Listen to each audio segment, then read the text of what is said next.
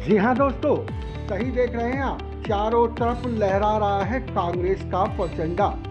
Suresh Chandra Gupta, ward 41 Kirari विधानसभा क्षेत्र से, जहां हम बात करें शुरू से ही समाज सेवी हैं। तो ये मिलाते हैं कुछ कार्यकर्ताओं से तथा सुरेश चंद्र जी से।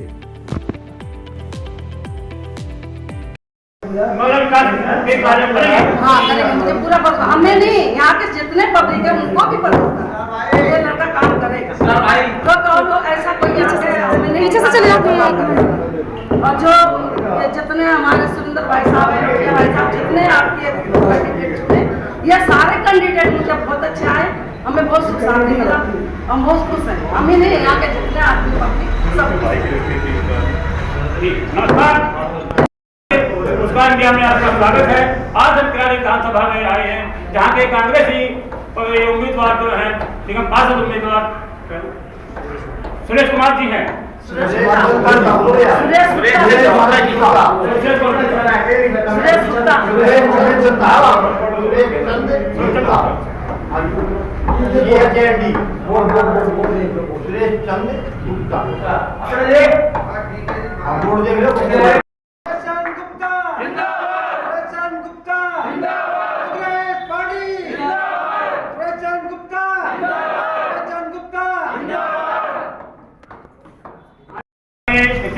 आप इस विकास के बारे में क्या कहना चाहेंगे? निकाल लोगे? कैसे निकलेगा?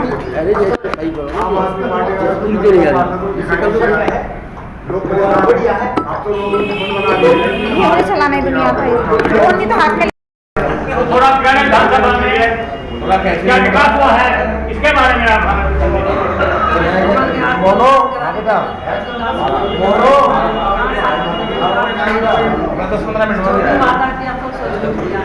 और हम अपने सुरेंद्र भाई साहब को और लोटिया भाई साहब के बहुत बहुत धन्यवाद करते हैं। ऐसा कैंडिडेट चुने जिससे हमें बहुत सुख शांति हो। और ये लड़का बहुत अच्छा है, ये काम करेगा। कोई बगैर पास से कोई किसी यहाँ के कोई आ भी नहीं बच्चा, जब से ये मेहनत कर रहा है कोई इसको प्रबोध नहीं मिला। इससे पहले से मेहनत कर इसको पता कि हम काम करके कुछ अपने हमारे यहाँ ये विकास के लिए करेगा। मुझे पूरा भरोसा है कि कुछ करके मैं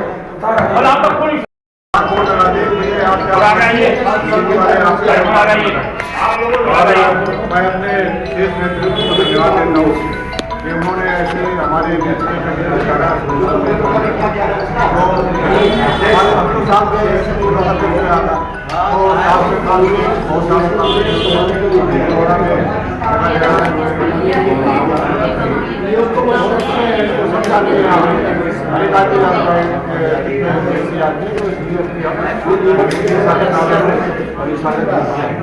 धन्यवाद। पूरी नहीं बना सकती, पूरी चलेगी नहीं। पिछले 15 साल से बीजेपी सत्ता रही है, तो इसने क्या विकास किया, क्या नहीं किया? बीजेपी भी ऐसे चोर चोर मुसेरे वाली एक छोटा काम किया, बड़ा काम वो दिल्ली लूट रहा है, वो देश लूट रहा है। ये काम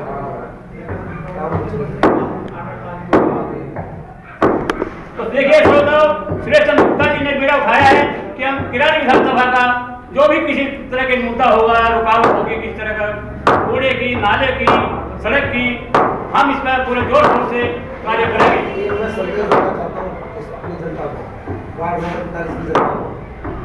मैं आपकी नौकरी का फॉर्म भर के आया हूँ, ये बटन दबा के मुझे नौकरी पर लगा देना। पूरे धर्म से सच्चे मन से आपकी सेवा करूँगा, नौकर बन की सेवा करूँगा। मालिक नहीं बनूंगा आपका, तो आपको सकल मेरा दिखाऊँ और आप जाओ तो आपको धक्के मारूँ, ऐसा नहीं करूँगा कभी। मैं आपकी सेवा करूँगा। और इस हमारे बिहार में पिछले 32 साल से रह रहा हूँ। जो मेरे अड़ोसी पड़ोसी जो मुझे जानते हैं उनसे पूछ के देखना मैं किस प्रकार से सेवा करता हूँ, मेरी काम करने का क्या कारण से। और लोगों से पूछ के जब वोट डालना भाई और बहनों, अच्छे इंसान को वोट डालना जो आपके दुख सुख में खड़ा हो। धन्यवाद। यही संदेश देना चाहते हैं कि इनके काम को देख लीजिए, इनके विधायक के काम को देख लीजिए 7 साल के का। उसके अलावा जो कांग्रेस में सुरेंद्र जी ने काम किया उसकी तुलना करिए।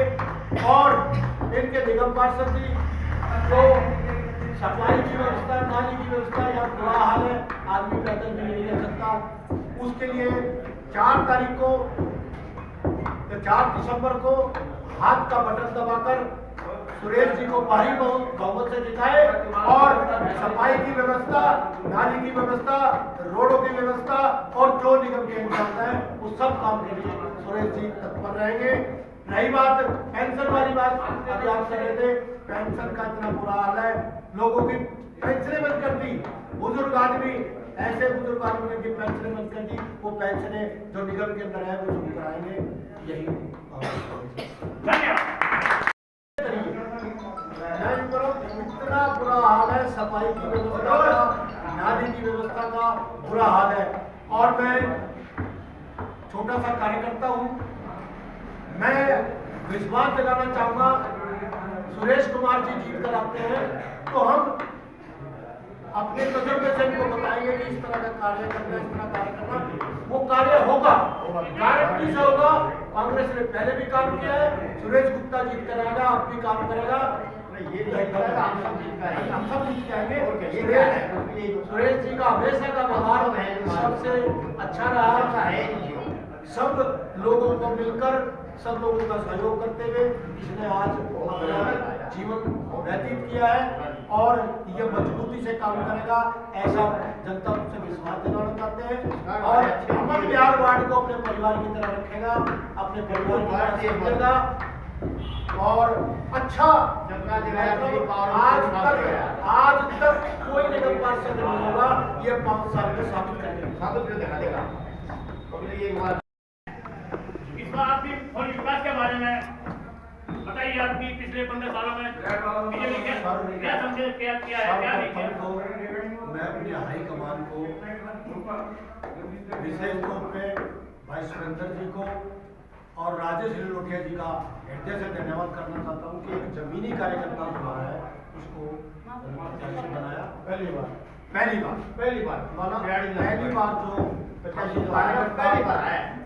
जो कार्यकर्ता इस बात से हम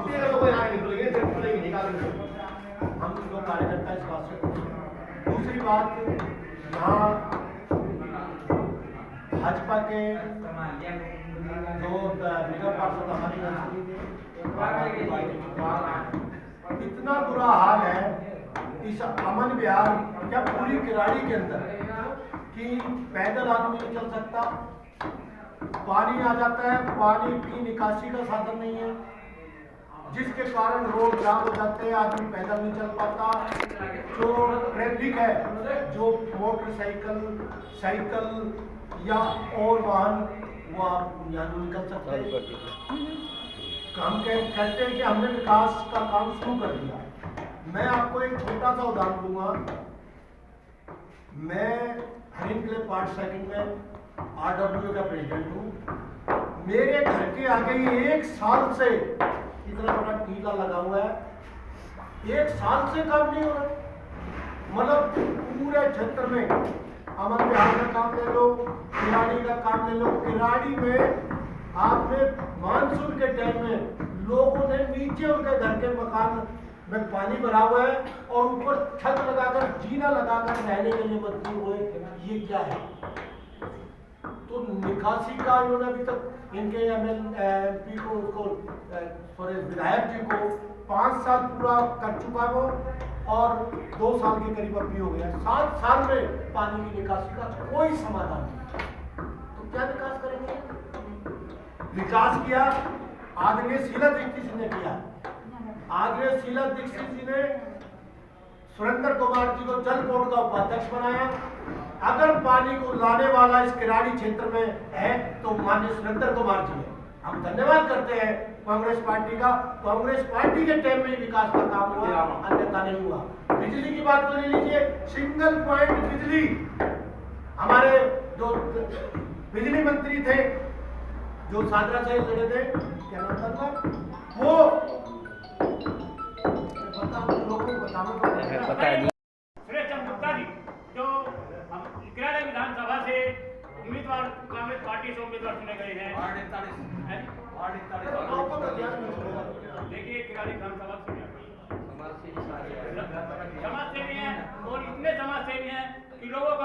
कुछ भी दुख दर्द हो हमेशा उनके तत्पर तैयार रहते हैं, साथ रहते हैं। आज हमको विकास के बारे में बात करेंगे आप सुरेश चंद्र गुप्ता जी से। सुरेश चंद्र जी, पहले आपका हमारी मुस्लिम में स्वागत है। आप ये बताइए, अब तक जो विकास हुआ क्या हुआ, अब तक के आप क्या करेंगे? 5 साल इसको पूरे हो गए और 2 साल कोरोना काल के बीच में इस आदमी ने ना तो यहाँ पे किसी को शकल दिखाई, ना किसी गली में कोई झाड़ू वाला आता है, ना कोई नाली साफ करने वाला आता है। लोगों में बहुत गुस्सा है इसके प्रति। मुझे तो लगता है कि ये काम नहीं करना और ऐसे इसको उठा कर फेंक देना चाहिए। आने वाले टाइम पे जो चुनाव वाले 4 तारीख को किसी अच्छे इंसान जो आपके खड़ा हो, जो आपके कई अनुसार सारे काम के लिए लड़ी और आपके बीच में। ठीक है, तो सुरेश जी इतना भी कहिए कि आपके जो है हमारे श्रोताओं का, पब्लिक का बड़ा अच्छा ध्यान है आपके कि हमारे सुरेश कुमार जी जीत गए, तो क्या आप विकास कर पाएंगे? नहीं करेंगे। कांग्रेस के टाइम में विकास हुए थे, देखो ना दिल्ली कैसी चमकी थी। जब से कांग्रेस हटी है, आम आदमी पार्टी ने बताओ क्या करा। उस टाइम पे रोड बने तो ठेकड़ी भी लगा पाई है। देख रहे हो ना आप, ये भिलाई उमर ये सब कांग्रेस की देना है। इस बार फिर कांग्रेस आएगी, फिर चमकाएगी दिल्ली, फिर चमकेगी पहले। सुरेश चंद्र गुप्ता जी, हमें आपके जो वादा किया है आपने, हम वादे के बारे में जानना चाहते हैं कि आपने क्या क्या वादे किए हैं जीतने बाद। देखो जी, मैं वादे क्या करूँगा, मैंने वादे सिर्फ ये करूँगा कि ये नाली रोड गलियाँ इनको साफ करके रखूँगा। किसी को जो भी तकलीफ होगी उसकी तकलीफों का निवारण करूँगा। किसी को कोई भी मेरे से काम पड़ेगा उसका काम करने की पूरी कोशिश करूँगा। और जितना बजट बाहर से आएगा मैं सारा कॉलोनी में लगाऊंगा।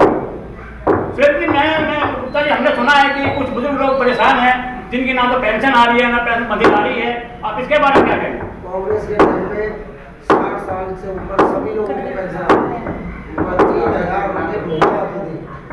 आज वर्षों को इन लोगों ने सबकी पेंशन बंद कर दी,